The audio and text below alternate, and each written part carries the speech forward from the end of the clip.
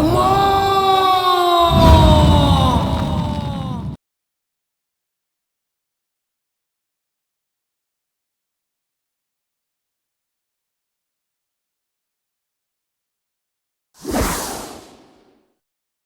பேரு அபிராமி. சாமி சொன்ன மாதிரி முதல்ல தலை வெளியே வராம கால் வெளியே வர எதிர்காலோட பிறந்த பொண்ணு அவதான். படிப்புல ரொம்ப கெட்டி. வெளியூர்ல வேலை பார்க்க கங்கம்மா அனுமதி கொடுத்த முதல் பொண்ணு.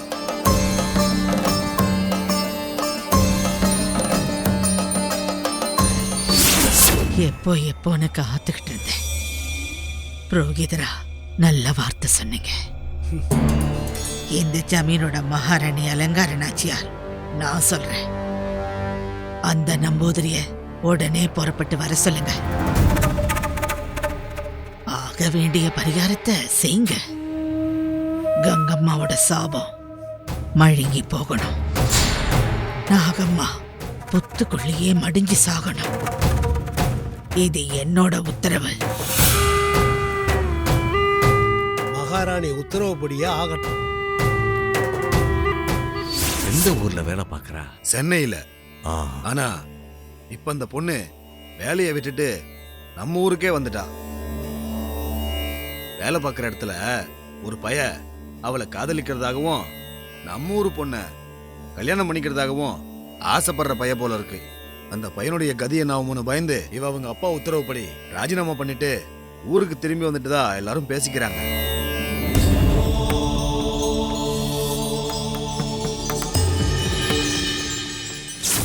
ஊரை பத்தி தெரிஞ்சு எல்லாம் மூட நம்பிக்கைன்னு நிரூபிக்கணும். மக்களை பயத்துல இருந்து மீட்டெடுக்கணும். அதுக்கு எனக்கு கங்கம்மோட கதை என்னன்னு தெரியல.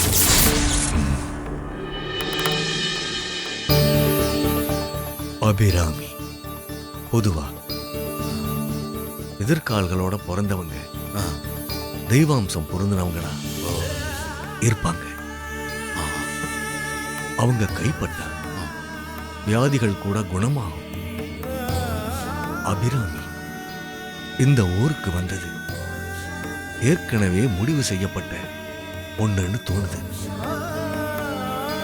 பிரசன்ன சுவடியில சொல்லப்படுற பொண்ணும் நீங்க சொல்ற அந்த பொண்ணும் ஒரே மாதிரி இருக்கிறதால சப்த மாதாக்கள் சிலைகளை மீட்டெடுக்கிற சக்தி படைச்ச தெய்வாம்சம் பொருந்தன அந்த பொண்ணு நிச்சயமா அபிராமியாத்தான் இருக்கணும். நான் ஒரு தடவை நேர்ல பார்த்துட்டேன்னா நாம எதிர்பார்க்கிற பொண்ணு அவள் தானான்னு தெரிஞ்சிடும். சரியா சாமி? அபிராமியை நான் சந்திக்கணும். உத்தரவு சாமி. இப்பவே போய் உங்க விருப்பத்தை சொல்லி அபிராமிய உங்களை வந்து பாக்குறதுக்கு நான் ஏற்பாடு பண்றேன் சாமி. அப்ப நான் போயிட்டு வரேன் சாமி. நலம் உண்டாகட்டா.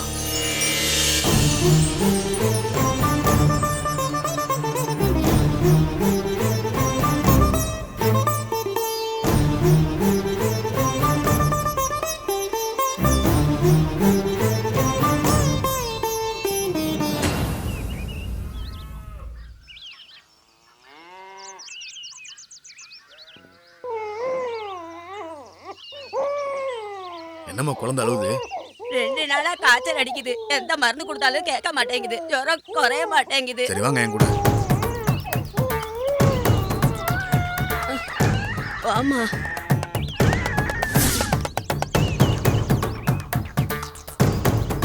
ஐயா, பிரசன்ட் ஐயா.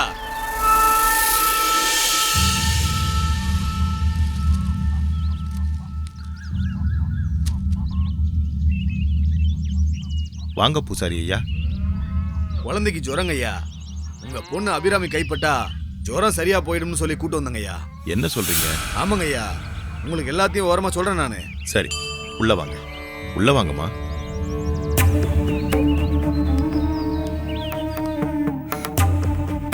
அபிராமி மா, வாங்க ஐயா. வாங்கம்மா. சாமி வணக்கம். வணக்கம்மா. முக்கியமா உங்களையும் ஐயாவையும் பார்த்துட்டு போலான்னு வந்தேன். வர்ற வழியிலே இவங்களை சந்திச்சேன். குழந்தைக்கு காய்ச்சலாம். உச்சந்தலையிலேருந்து பாதம் வரைக்கும் உங்க கையால தடவி கொடுத்தீங்கன்னா குழந்தைக்கு காய்ச்சல் விட்டுருமா.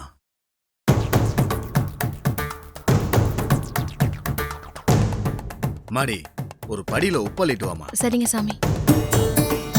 மா இந்த குழந்தைய வாங்கிட்டு போய் உட்காருங்கம்மா.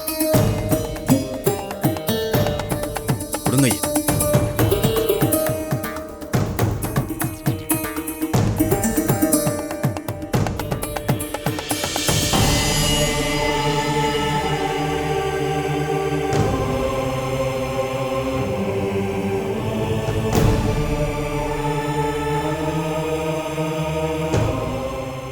அப்படி வைங்க ஐயா.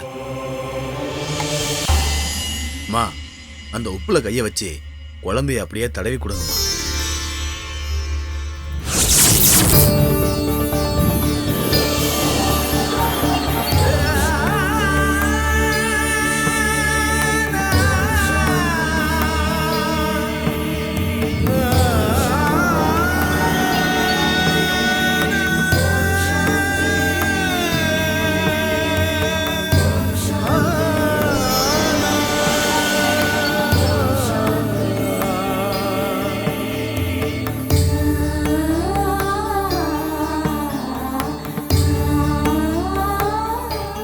ஆமா, இப்ப எப்படி இருக்கு? பாத்தியாம்மா? சரியாயிடுச்சா? குழந்தைக்கு ஜுரம் விட்டுடுச்சு, ஆ. பூர்ண குணமாயிடுச்சு. சரிங்க சாமி, நன்றிம்மா. ரொம்ப நன்றிம்மா. பூசாரி ஐயா, எப்படி இதெல்லாம்? உங்க பொண்ணு சாதாரண பொண்ணா? அபிராமிக்கு தெய்வ கடாட்சம் இருக்கு, அம்மனுடைய அருளும் இருக்கு, உங்க பொண்ணுக்குள்ள மிகப்பெரிய சக்தியும் இருக்கு.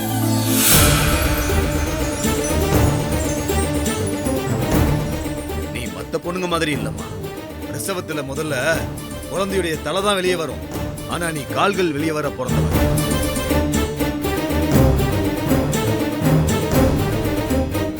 எதிர்கால்களோட பிறந்தவங்களுக்கு வியாதிகள் குணப்படுத்துற சக்தியும் இருக்கு, அதோட அம்மனுடைய அனுக்கிரகங்களும் இருக்கு. உங்க அம்மாவுக்கு பிரசவம் பார்த்தவங்க இவங்க தான். நீங்களே சொல்லுங்கம்மா. சாமி சொல்றது நெசந்தான். நீ எதிர்காலோட பிறந்தவ. அப்படிப்பட்ட குழந்தை விசேஷமான குழந்தைன்னு நான் என் அனுபவத்துல பார்த்தவ.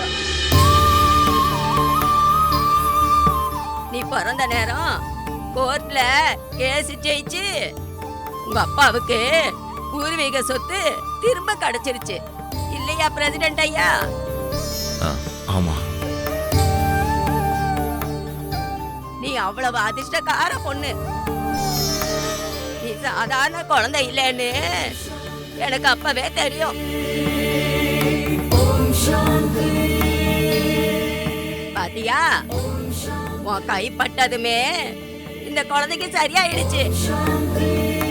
பாத்தியாம்மா, உன் கைப்பட்டவன குழந்தைக்கு குணமாயிடுச்சு. சரிங்கம்மா, நீங்க கிளம்புங்கம்மா. நான் ஐயா கிட்ட கொஞ்சம் விஷயம் பேச வேண்டியிருக்கு. நன்றிம்மா, வர்றம்மா. வாங்க. ஐயா, ஸ்ரீ மகாசக்தி ஆசிரமத்தினுடைய பீடாதிபதி ஸ்ரீ விஷ்ணு பாரதி சுவாமிகள் தான் என்னை இங்க அமுச்சு வச்சாங்க. அப்படியா? என்ன விஷயமா? பிரசன்ன சுவடி பார்த்துட்டு சொன்னாங்க, நம்ம கிராமத்துல அம்பாள் அனுகிரகம் பொருந்திய ஒரு பொண்ணு இருக்கா, அவ யாருன்னு கண்டுபிடிச்சி அவளைதான் நான் சந்திக்கணும்னு சொல்ல சொன்னாங்க.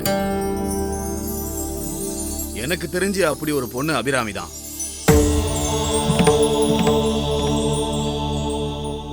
சுவாமி கிட்ட அபிராமிய பத்தி சொன்னேன்.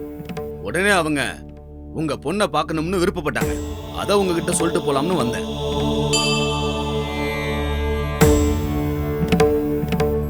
சாமி, சொல்லுங்கம்மா. பீடாதிபதி சுவாமிகள் என்ன பார்க்கணும்னு சொன்னது என்னோட அதிர்ஷ்டம். ஆனா நீங்க நினைக்கிற மாதிரி எனக்குள்ள பெரிய சக்தியெல்லாம் இருக்கிறதா நான் நினைக்கல. உன் கை போட்டோன்னு குழந்தையோட ஜுரம் சரியா போயிடுச்சு. இத நாங்க யாராவது செஞ்சிருந்தா நடந்திருக்குமா? ஆனா நான் ஆசையா பார்த்த வேலைய விட வேண்டிய சூழ்நிலை வந்துருச்சே. ஏன் சக்தியால என்ன சுத்தி நடக்கிறத கூட தடுக்க முடியலையே. தாயி, தெய்வ காரியத்தையே செய்யற கடமை உனக்கு இருக்கும்போது மத்தவங்க மாதிரி சாதாரண வேலையை ஏன் செய்யணும்? என்ன சாமி சொல்றீங்க? அம்பாள் வழி நடத்துறா, நாம அந்த வழி நடக்கிறோம். கங்கம்மா உத்தரவு கிடைச்சி நீ வேலைக்கு போனதும் இப்ப நீ ஊருக்கு திரும்பி இருக்கிறதுக்கும் எல்லாத்துக்கும் ஒரு காரணம் இருக்குமா. உனக்கான கடமை என்னன்னு சுவாமிஜி சொல்லுவாங்க. எப்பன்னு நேரம் கேட்டு உங்ககிட்ட நான் சொல்றேன். நீ போய் மடாதிபதி சுவாமிகளை பார்க்கணும். கண்டிப்பா சுவாமி, அது எங்களுக்கு கிடைச்ச பாக்கியம் இல்லையா? நீங்க சுவாமிகள்கிட்ட நேரம் கேட்டு சொல்லுங்க. கண்டிப்பா அபிராம் போய் பார்க்க சொல்றேன். அப்ப நான் கிளம்புறேங்க. வாங்க. வரேங்க. வணக்கம். அக்கா, எதையும் மாத்தி காட்டுற சக்தி உங்களுக்குள்ள இருக்கு. உங்களால பல நல்ல காரியம்லாம் நடக்க போகுதுன்னு நான் சொல்லல, நீங்க நடத்தி காட்ட போறீங்க. அதோட என்னோட பிரார்த்தனையும் உங்களுக்குள்ள இருக்க தெய்வ சக்தியும் உங்க காதலை நிறைவேற்றி வைக்கும். என்ன மாதிரி உங்க வாழ்க்கையும் போயிடக்கூடாதுக்கா. சௌமியா,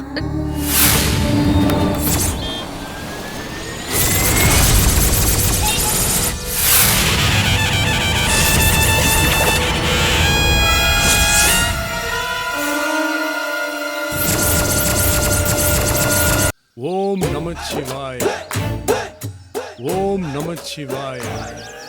ஹரஹர சங்கர, சிவ சிவ சங்கர, ஹரஹர சங்கர, சிவ சிவ சங்கர. ஓம் நமச்சிவாய, ஓம் நமச்சிவாய, ஓம் நமச்சிவாய.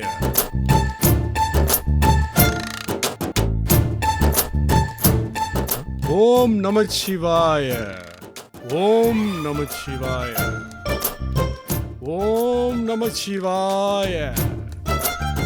சிவ சிவ சங்கர, ஹரஹர சங்கர, சிவ சிவ சங்கர, டேய் சிவா, ஹரஹர சங்கர. ஓம் நம சிவாய, ஹரஹர சங்கர, சிவ சிவ சங்கர, ஹரஹர சங்கர, சிவ சிவ. என்னடா இது வேஷம்? வாட் வேஷமா? நம சிவாய, நம சிவாய. பக்திமா பக்தி. காதலுக்காக எத்தனையோ பேரு ஏதோ தியாகம்லாம் செஞ்சிருக்காங்க. நான் என் அபிராமிக்காக, என் காதலுக்காக பக்தி மானாவே மாறிட்டேன் தாயே. அதுல ஒன்றும் தப்பு இல்லையே. என்னம்மா அப்படி பாக்குற? உன் பையன் இப்படி மாறிட்டானேன்னு அதிர்ச்சி ஆயிட்டியா? இல்ல, அவ்வளவு சுலபத்துல நீ உன்னை மாத்திக்க மாட்டியே, அதான் கொஞ்சம் அதிர்ச்சியா இருக்கு. நீ தானம்மா சொன்ன, தெய்வத்து மேல பக்தியும் விசுவாசமும் இருந்தா நம்ம கேட்டதெல்லாம் கிடைக்கும்னு. அதுக்காக தான் இந்த வேஷம்னு சொல்றியா? நம சிவாய, நம சிவாய. மறுபடியும் மறுபடியும் வேஷம் சொல்லாதாமா. டேய், இது வேஷம் இல்லாம வேற என்னடா? கருப்பு வேஷ்டியும் கருப்பு சட்டையும் போட்டுக்கிட்டு துளசி மாலை போடாம புத்ராட்ச மாலை போட்டுட்டு இருக்கியே, இதுக்கு பேரு வேஷம் இல்லையா? ஐயோ, இப்படி வேற ஒன்று இருக்கா? ஐயோ, சொதப்பிட்டேனே. டேய், உண்மையா பக்தியா இருக்கிறவன் இப்படி எல்லாம் பண்ண மாட்டான்டா. கடவுளை முழுமையா நம்பணும். நாங்கிற ஆணவத்தை ஒழிச்சு இங்க எல்லாமே கடவுள் சக்தியால தான் இயங்குதுன்னு முழு மனசோட ஏத்துக்கணும். ஒரு குழந்தை தன்னோட தாயை நம்புறது போல கடவுள் சக்திக்கு நம்மள நாமே முழுசா ஒப்படைக்கணும். அப்படி முழு மனசோட ஒப்படைச்சா அது உண்மையான பக்தி. மத்தபடி இதெல்லாம் வெறும் வேஷம்தான். அம்மா, கன்னிகாபுரத்து ஆசிரமத்து சுவாமிஜி நீ பக்தியோட திரும்பி வா, கங்கம்மாவோட கதை என்னன்னு சொல்றேன்னு சொன்னாரு. இப்படி போலனா அவர் எப்படி என்ன நம்புவாரு? கங்கம்மாவோட கதை என்னன்னு தெரிஞ்சு இது எல்லாமே மூட நம்பிக்கைன்னு எப்படி நான் ப்ரூவ் பண்ண முடியும்? இத பார், வேஷம் போட்டு நீ மத்தவங்கள வேணா ஏமாத்தலாம், சுவாமிஜியையும் என்னையும் ஏமாத்தவே முடியாது. அம்மா, இத பாரு, நீ நிஜமாவே பக்தி உள்ளவனா மாறலனா அபிராமி உனக்கு கிடைக்க மாட்டா. அவ பயந்தது போலவே உனக்கு ஏதாவது ஆயிடுமோன்னு எனக்கும் பயமா இருக்குடா. அம்மா, நானும் பிராங்காவே சொல்றேன், பயம் காட்டி பக்தியை வர வைக்க முடியாது. கடவுளே ஆனாலும் கண்ணால பார்க்காம எனக்குள்ள நம்பிக்கை வராதுமா. டேய், காத்த கூட கண்ணால பார்க்க முடியாதுடா, அதுக்காக காத்தே இல்லன்னு ஆயிடுமா? பார்க்க முடியலனாலும் காத்து நம்மளால உணர முடியல. கடவுள் சக்தியையும் நம்மளால உணர முடியும்டா. இத பாரு, இந்த உலகத்துல பல கஷ்டங்களை அனுபவிக்கிற எத்தனையோ பேரு தினம் தினம் பாக்குறோம். எந்த ஒரு கஷ்டமும் தெரியாம அம்மா உன்னை வளர்த்திருக்கேன்டா, நல்லா படிக்க வச்சிருக்கேன். நீ நல்ல வேலையில இருக்க, நல்ல வசதி வாய்ப்போட நாம சந்தோஷமா இருக்கும். இதெல்லாம் தெய்வ கடாட்சம் இல்லாம எதுவுமே நடந்திருக்காது. இங்க எல்லாமே கடவுள் சக்தியால தானா?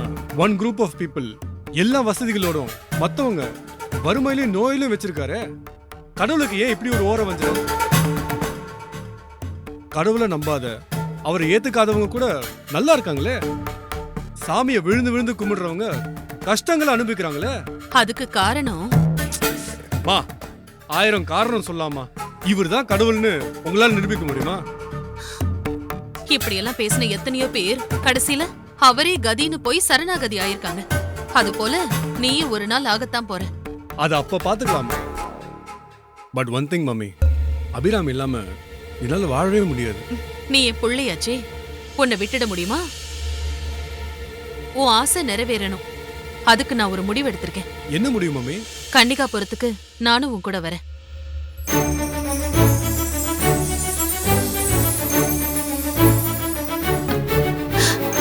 Is it? ம். அங்க வந்து சுவாமிஜியை பார்த்து பேசுறேன். அதோட என் மருமகளையும் நான் பார்க்க வேண்டாமா?